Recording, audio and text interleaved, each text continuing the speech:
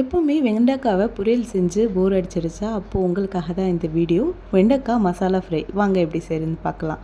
2 கைப்பிடி அளவு வேர்க்கடலை, 2 ஸ்பூன் கடலைப்பருப்பு, 1 ஸ்பூன் சோம்பு, 1 ஸ்பூன் மல்லி, 5 காஞ்ச மிளகாய் எடுத்திருக்கேன். இது எல்லாமே நல்லா ரோஸ்ட் பண்ணி எடுத்துக்கோங்க. வெண்டைக்காவை நடுவில் ஒரே ஒரு கீரல் போட்டு சைடில் எடுத்து வச்சுக்கோங்க.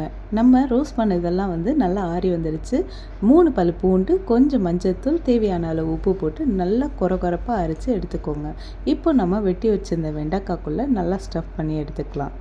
இதே மாதிரி எல்லா வெண்டைக்காவும் பண்ணி வச்சுக்கோங்க.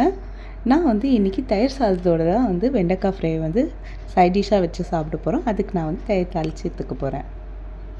இப்போ வெண்டைக்காவை நம்ம ஷாலோ ஃப்ரை பண்ணி எடுத்துடலாம். எண்ணெய் சூடாயிட்ட பிறகு வெண்டைக்காய் எல்லாம் போட்டுட்ட பிறகு மீடியம் ஃப்ளேமில் வச்சுட்டு 4லேருந்து 5 நிமிஷத்துக்குள்ளே நல்லா ஃப்ரை பண்ணி எடுத்துக்கோங்க. வெண்டைக்காய் மசாலா ஃப்ரை ரெடி ஆகிடுச்சு. இந்த மாதிரி ரெகுலராக என்னோட வீடியோஸ் பார்க்க லைக் அண்ட் சப்ஸ்கிரைப் பண்ணிக்கோங்க.